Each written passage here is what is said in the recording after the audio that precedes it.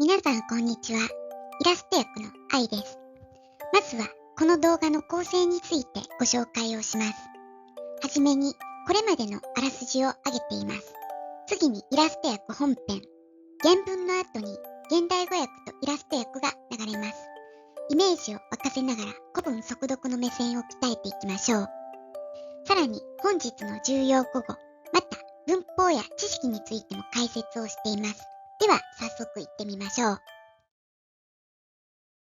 それでは第4条夕顔の第24話です。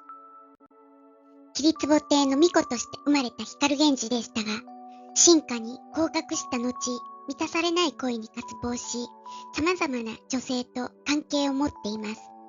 光源氏17歳、とある五条の夕顔の屋敷に興味を持ち、従者の手配のもと、源氏は密かに通うようになりました。では、この後の展開行ってみましょう。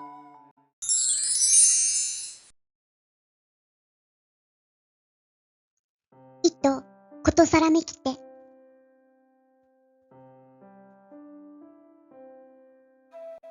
御相続をも、やつれたる、仮の御像、立て祭り。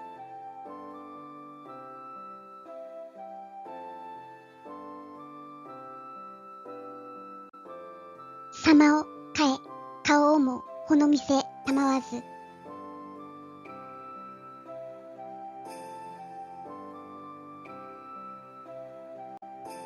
夜、深きほどに。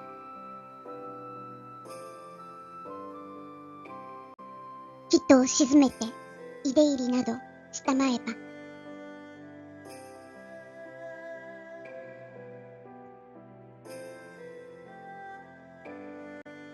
昔、ありけん、ものの変化めきて。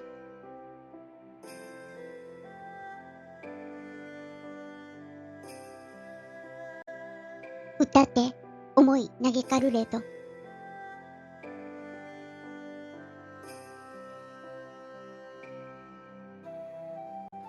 人の、御気配、はた。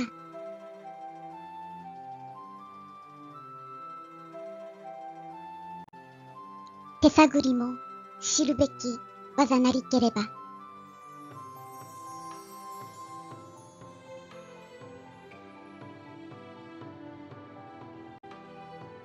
たれ、ばかりにかは、あらん。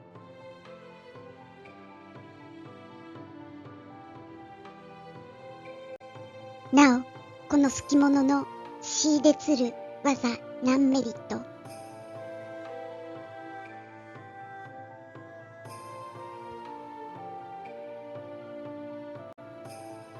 配布を疑いながら、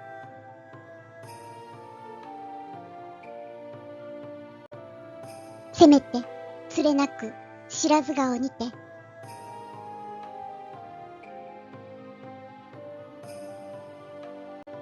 かけて、思いよらぬ様に、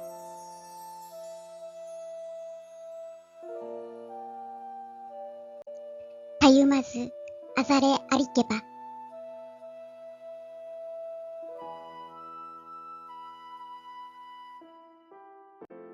いかなることにか、と心得がたく、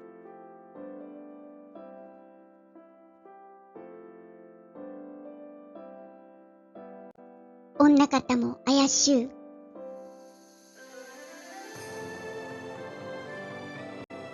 う、よう互いたる物思いをなんしげる。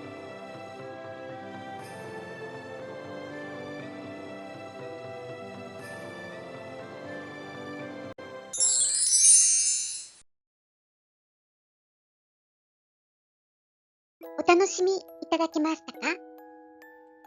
単語や文法は頭に入りましたでしょうか？今回の重要古語はこちらです。また、文法事項はこちらです。光源氏は夜も更けてから仮絹を着て身をやつし、誰とわからないように顔を隠して夕顔のもとに通い続けます。誰とわからないとはいえ、光源氏の優雅な気配は隠しようがないみたいですね。手引きをしたのはきっと大夫であろうと予想はするのですが、当の本人はそ知らぬふり。夕顔は一風変わった物思いをするのでした。さて、今回は立まつるについてです。立まつるという敬語は原則謙譲語ですが、場合によっては尊敬語にもなります。まず識別のポイントは本動詞か補助動詞かをチェックしましょう。補助動詞であれば必ず謙譲語になります。謙譲語の訳し方はいろいろありますが、申し上げるという形を基本に理解しておくといいでしょう。そして本動詞の場合です。